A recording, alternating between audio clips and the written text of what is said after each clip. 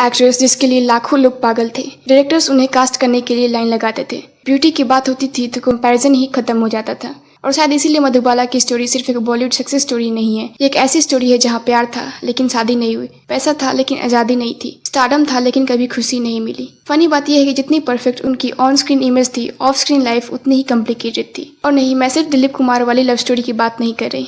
Actually Dilip Kumar से पहले भी एक रिलेशनशिप था जो रिलीजन की वजह से खत्म हुआ। दिलीप कुमार के साथ एंगेजमेंट तक बात पहुंच गई लेकिन शादी नहीं हुई। फिर किशोर कुमार से शादी हुई और उस मैरिज को लेकर भी आज तक अलग अलग ओपिनियंस है। अब मधुबाला की लाइफ में एक कैरेक्टर सबसे कंट्रोवर्शियल था। वो कोई एक्टर नहीं था, वो थे उनके फादर अताउल्ला खान से। इसमें कोई डाउट नहीं है कि फैमिली ने स्ट्रगल बहुत किया। फादर की जॉब चली गई थी और उसके बाद सिर्फ 8 साल की एज में बेबी मुमताज़, जो बाद में मधुबाला बनी, एक्टिंग करने लगी।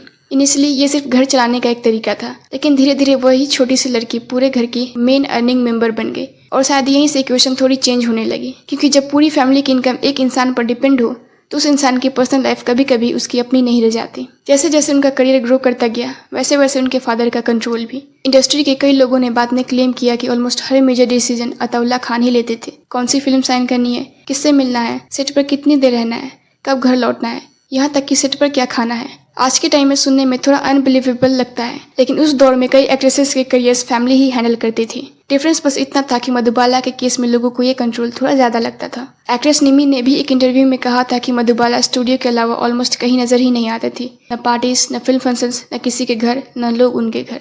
और इसी वजह से उनके अराउंड एक मिस्टीरियस इमेज भी बन गई थी। अब यहाँ एक चीज़ इंटरेस्टिंग लगी, क्योंकि एक तरफ लोग कहते हैं कि उनके फादर उन्हें बाहर नहीं जाने देते थे, लेकिन दूसरी तरफ मधुबाला खुद भी इंटरव्यूज में बोल चुकी हैं कि स्टूडियो से निकलने के बाद वो बस एक नॉर्मल लाइफ जीना चाहते थे। तो शायद रियलिटी दोनों चीज़ों का मिक्स थी, एक तरफ रिस्ट्रिक्शंस और दूसरी तरफ उनकी अपनी पर्सनालिटी।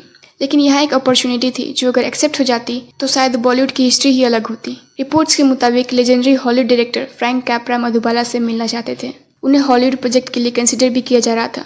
अब इमेजिन करो, 1950s में एक इंडियन एक्ट्रेस के लिए हॉलीवुड इंटरेस्ट। आज भी ये हेडलाइन बन जाती, लेकिन वो मीटिंग कभी हुई ही नहीं। पॉपुलर अकाउंट्स के अकॉर्डिंग मधुबाला के फादर ने उन्हें जाने की परमिशन नहीं दी। और आज तक लोग स्पेकुलेट करते हैं, अगर मधुबाला हॉलीवुड चली जाती तो क्या वो पहली ग्लोबल इंडियन सुपरस्टार बन सकती थी? इसका आंसर ऑब्वियसली किसी के पास नहीं है, लेकिन डिस्कशन आज भी होता है। फादर के साथ कॉम्प्लिकेटेड इक्वेशन एक साइड थी, लेकिन उनकी लव लाइफ भी किसी फिल्म से कम नहीं थी। बहुत लोगों को लगता है कि दिलीप कुमार ही मधुबाला का पहला प्यार थे। उनसे पहले एक्टर प्रेम नाथ के साथ उनका रिलेशनशिप था। दोनों रिपोर्टेडली शादी करना चाहते थे, लेकिन बात रिलेशन पर अटक गई। मधुबाला की सिस्टर ने फिल्म फेयर को दिए गए एक इंटरव्यू में कहा था कि रिलेशनशिप इसलिए खत्म हुआ क्योंकि कन्वर्जन की बात हुई और मधुबाला ने मना कर दिया। रिलेशनशिप ज्यादा लंबा चला नहीं, लेकिन इम्पैक्ट जरूर छोड़ गया। जब प्रेम नाथ की शादी हुई, कहा जाता है कि मधुबाला के लिए वो फेज काफी डिफिकल्ट था। लेकिन ऑनेस्टली प्रेम नाथ चैप्टर के बारे में लोग इतनी बात नहीं करते, क्योंकि उसके बाद जो हुआ उसने बॉलीवुड की सबसे आइकॉनिक लव स्टोरीज में अपनी जगह बना ली। 1951 फिल्म ताराना, और वहीं से शुरू हुई मधुबाला और दिलीप कुमार की स्टोरी। सेट पर दोनों की केमिस्ट्री इतनी नेचुरल थी कि लोगों ने ऑफ स्क्रीन भी नोटिस करनी शुरू कर दी। शम्मी कपूर ने बाद में एक इंसिडेंट याद करते हुए कहा था कि दिलीप कुमार कभी कभी सिर्फ मधुबाला को शूटिंग करते देखने लोकेशन पर आ जाते थे, न किसी को डिस्टर्ब करते,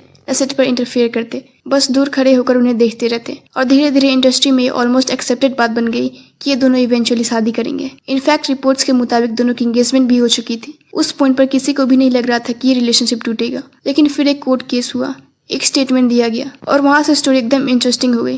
क्योंकि आज भी अगर आप मधुबाला और दिलीप कुमार के ब्रेकअप के बारे में सर्च करोगे, 90% लोग एक ही नाम लेंगे, नया दौर केस। और यही वो इंसिडेंट था जिसके बारे में सबसे ज्यादा डिस्कशन होता है। जो लोग नहीं जानते उनके लिए शॉर्ट वर्जन ये है। Director B R. चोपड़ा ने नया दौर के लिए दिलीप कुमार और मधुबाला दोनों को साइन किया था। फिल्म का आउटडोर शूट भोपाल के पास होना था, लेकिन मधुबाला के फादर रिपोर्टेडली इसके अगेंस्ट थे। उनका कहना था कि सिक्योरिटी कंसर्न्स की वजह से आउटडोर शूट अवॉइड होना चाहिए और शूटिंग मुंबई में ही हो। बी.आर. चोपड़ा इस बात पर अग्री नहीं हुए। रिजल्ट, सिचुएशन इतनी खराब हो गई कि मधुबाला फिल्म से बाहर हो गई और उनकी जगह विजंती माला को कास्ट कर दिया गया। अब नॉर्मली यहाँ तक बात खत्म हो जाती, लेकिन हुई नहीं। मैटर कोर्ट तक पहुंच गया और वही हुआ जो शायद किसी ने एक्सपेक्ट नहीं किया था। कोर्ट में दिलीप कुमार ने बी.आर. चोपड़ा के फेवर में स्टेटमेंट दिया। एक तरफ उनकी प्रोफेशनल कमिटमेंट थी, दूसरी तरफ वो इंसान जिससे वो शादी करना चाहते थे, और उन्होंने कोर्ट में प्रोड्यूसर का साइड दिया। बस यहीं से रिलेशनशिप प्रैक्टिकली कोलैप्स कर गया। अब इस इंसिडेंट को लेकर अलग अलग वर्जन्स भी एग्जिस्ट करते हैं। दिलीप कुमार ने अपनी ऑटोबायोग्राफी में लिखा था कि प्रॉब्लम मैरिज नहीं थी। उनके अकॉर्डिंग इशू ये था कि मधुबाला के फादर उनकी पर्सनल लाइफ और प्रोफेशनल डिसीजंस में इंटरफेयर कर रहे थे और वो ये एक्सेप्ट नहीं करना चाहते थे। लेकिन दूसरी साइड भी है, मधुबाला की सिस्टर का वर्जन। उन्होंने इंटरव्यूज में क्लेम किया था कि मधुबाला सिर्फ एक चीज चाहती थी कि दिलीप कुमार घर आकर उनके फादर से एक बार बात कर लें। उनके अकॉर्डिंग मधुबाला बार बार उन्हें कन्विंस करने की कोशिश करती रही, लेकिन दिलीप कुमार अपनी पोजीशन से पीछे नहीं हटे। अब ऑब्वियसली ये उनकी सिस्टर का वर्जन है और दिलीप कुमार का वर्जन अलग था, इसलिए आज तक लोग डिसाइड नहीं कर पाए कि उस ब्रेकअप का असली रीजन क्या था। लेकिन एक बात पर ऑलमोस्ट सब अग्री करते हैं कि उस कोर्ट केस के बाद दोनों कभी पहले जैसे नहीं रहे। लेकिन ब्रेकअप के बाद भी दोनों को मुगले आजम कंप्लीट करनी थी। मतलब इमेजिन करो, रियल लाइफ में रिलेशनशिप खत्म हो चुका है, लेकिन स्क्रीन पर अनारकली और सलीम का रोमांस शूट करना है। और आयरनी देखो, आज भी लोग उस फिल्म को बॉलीवुड की ग्रेटेस्ट लव स्टोरी बोलते हैं। स्क्रीन पर केमिस्ट्री देखकर कोई भी गेस नहीं कर सकता था कि ऑफ स्क्रीन सब खत्म हो चुका है। अब ब्रेकअप के बाद मधुबाला ने खुद को काम में बिजी रखा, लेकिन इसी टाइम एक और चीज सामने आने लगी, उनकी हेल्थ। रिपोर्ट्स के मुताबिक उन्हें कंजेनिटल हार्ट कंडीशन थी, यानी प्रॉब्लम बचपन से ही थी। लेकिन जैसे जैसे टाइम गुजरा कंडीशन और सीरियस होती गई। सेट पर उन्हें फ्रीक्वेंट ब्रेक्स लेने पड़ते थे, कभी कभी उन्हें ऑक्सीजन भी देनी पड़ती थी। और फिर भी कैमरा रोल होते ही वो स्माइल लेकर खड़ी हो जाती थी, जिसके लिए दुनिया उन्हें जानती है। फिर एंट्री होती है किशोर कुमार की, और ये रिलेशनशिप भी काफी डिस्कस किया जाता है। कुछ रिपोर्ट्स के अकॉर्डिंग किशोर कुमार की फनी पर्सनालिटी की वजह से मधुबाला उनके साथ कंफर्टेबल फील करती थी। दोनों ने साथ काम किया, रिलेशनशिप ग्रो हुआ और 1960 में दोनों ने शादी कर ली। यहाँ भी एक इंटरेस्टिंग डिटेल काफी बार मेंशन होती है। रिपोर्ट्स के मुताबिक किशोर कुमार ने मैरिज के लिए इस्लाम एक्सेप्ट किया था, ऑल्दो इस बारे में अलग अलग अकाउंट्स भी मिलते हैं। शादी के बाद जब दोनों लंदन गए तो वहाँ डॉक्टर्स ने रिपोर्टेडली बता दिया कि मधुबाला की कंडीशन एक्सपेक्टेड से काफी ज्यादा सीरियस है। उस वक्त ट्रीटमेंट ऑप्शंस भी बहुत लिमिटेड थे और यहीं से उनका पब्लिक अपीयरेंसेस भी धीरे धीरे कम होने लगा। और फिर आती है वो चीज जो पूरी स्टोरी को और हार्ट ब्रेकिंग बना देती है। मुगले आजम फिल्म रिलीज हुई, ब्लॉकबस्टर बनी,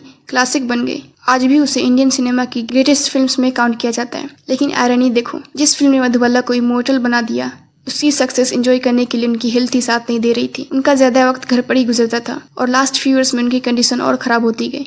दिलीप कुमार ने भी एक इंटरव्यू में उनसे लास्ट मीटिंग्स का जिक्र करते हुए कहा था कि उन्हें देखकर बहुत बुरा लगता था, लेकिन अनफॉर्चुनेटली मेडिसिन उस वक्त इतनी एडवांस नहीं थी। 23 फरवरी 1969, सिर्फ 36 साल की एज, और बॉलीवुड ने अपने बिगेस्ट स्टार्स में से एक को खो दिया। लेकिन इतने सालों बाद भी मुझे लगता है कि लोग मधुबाला को सिर्फ उनकी ब्यूटी की वजह से याद करके थोड़ा अनफेयर कर देते हैं। क्योंकि अगर आप उनकी लाइफ देखो तो उसमें फैमिली प्रेशर था, करियर प्रेशर था, रिलेशनशिप्स थे, हेल्थ इश्यूज थे, और फिर भी उन्होंने कुछ ऐसे फिल्म्स दे दी जो आज भी टाइमलेस हैं।